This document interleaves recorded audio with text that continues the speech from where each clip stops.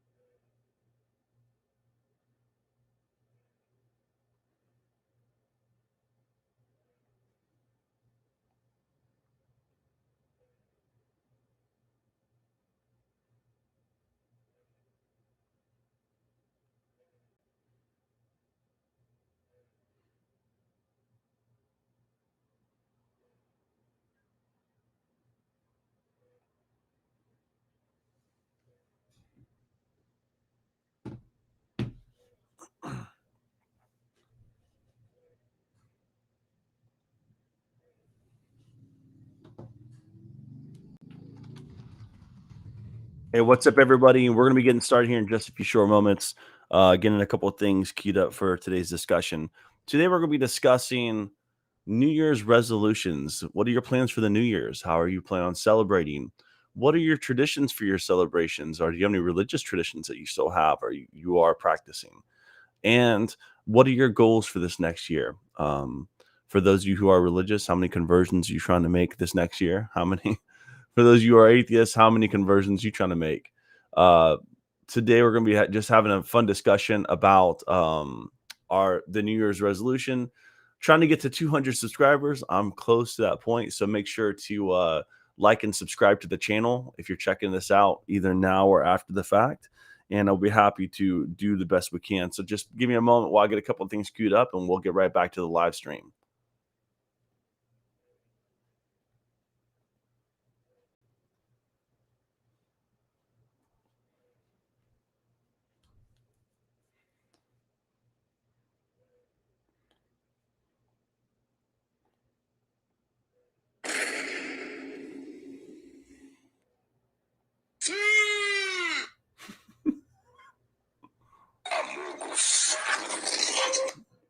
Let's see here.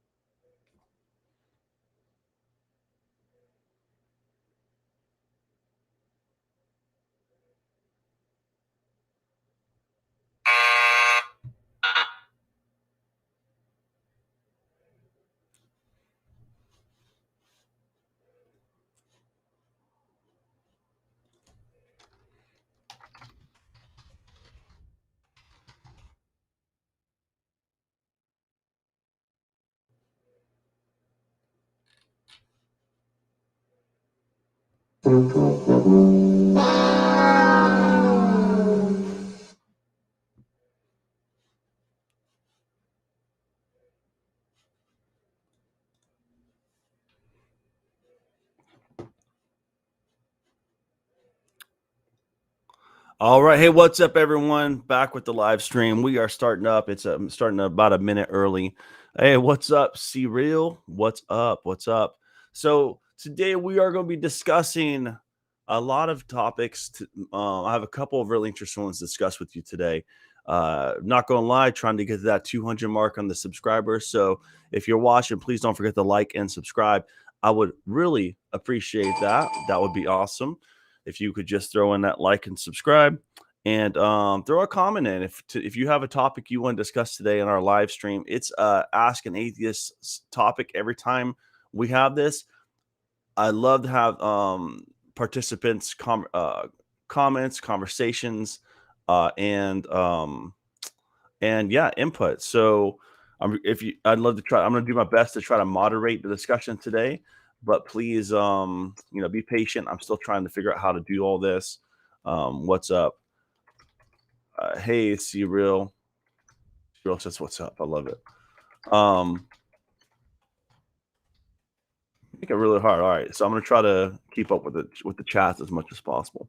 So today we're going to be discussing um a couple different topics. We're gonna be talking about New Year's resolutions, but I saw a YouTube video I wanted to share with you, and I think that it's gonna be very helpful at some point. I'm gonna get into this. It's the power of science and how science is so much more effective than religion at discovering the truth. I'm gonna be getting to some of that in just a moment, but before we do, I do want to talk about our New Year's resolutions. How many of you have New Year's resolutions out there that you have put out into the universe? And what is the success rate of your resolutions in the past? Have you usually accomplished your resolution? Do you feel like it's a waste of time? What are your thoughts on that? I will tell you for myself, I've had several New Year's resolutions. I am one of those people who try to make one every year. But the last couple of years, I really haven't. I think I just kind of been waiting for the last couple of years to just disappear. I think like for most of us. Um, but I am looking forward to a really good year this year. Now, I am going to my New Year's resolution is going to be similar to a resolution that I made about 6 or 7 years ago, and I'm going to tell you a little bit about that resolution right now. Basically, um, roughly 10 years ago, I walked away from my faith and I became an atheist. And at the time, I did have two small children. Okay. And those kids were my kids were constantly being invited to church services, to church events. They were constantly being invited to what we'll call vacation Bible school in the States.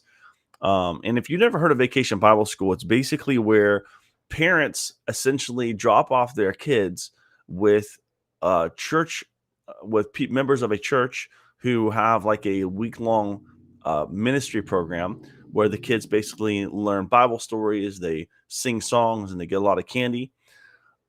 And then all that culminates to a Sunday service where the families are invited to the church in hopes that uh, the church can garner some new members for their organization.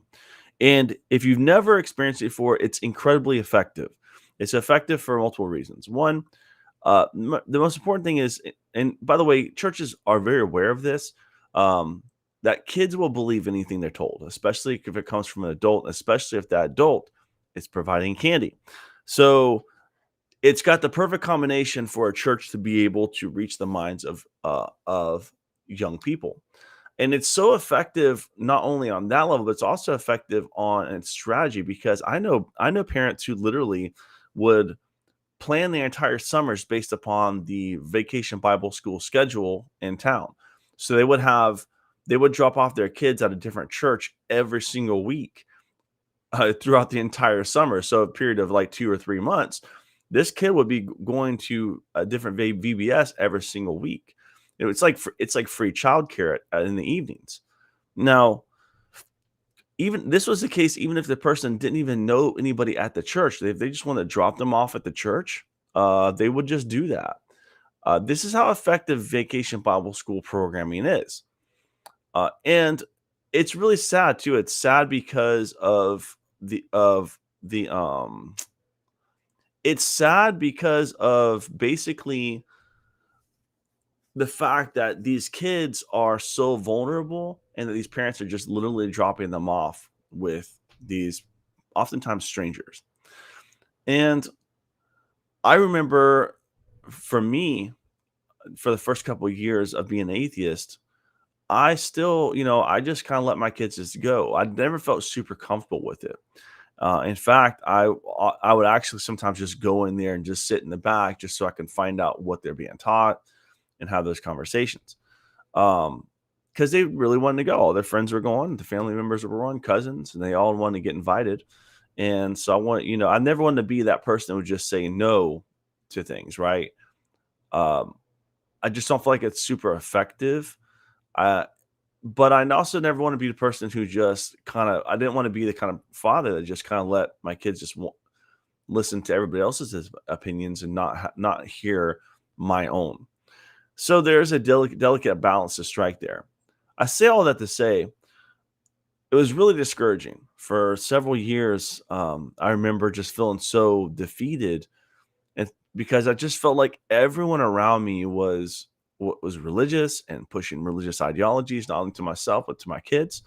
And I just felt helpless. I felt like I didn't have anything else to offer. And I think that's one of the most discouraging things I experienced was I just wish I would have had something more to offer than what was being offered um, by the church and by religion and by religious organizations.